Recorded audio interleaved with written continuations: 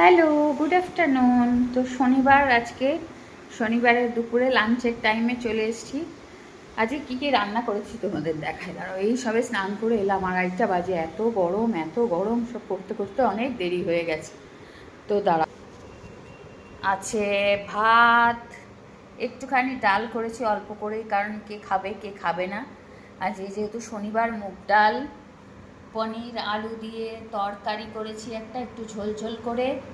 এখানে আছে কাঁচকলা দিয়ে আলু দিয়ে আদা জিরা বাটা দিয়ে একটা তরকারি, এটা মার খুব ফেভারিট।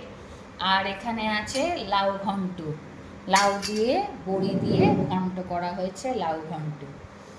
তো এই হচ্ছে আজকের মেনু। আর এর বেশি কিছু করা যায়, প্রচণ্ড গরম, এই গরমে এর থেকে বেশি করতে গেলে আর পারা যাবে না। তো চলো লাঞ্চটা সেরে নিই। তোমরাও লাঞ্চে কে কী করলে অবশ্যই কমেন্ট করে জানাও, তাহলে আমিও কিছু আইডিয়া পাবো রান্নার।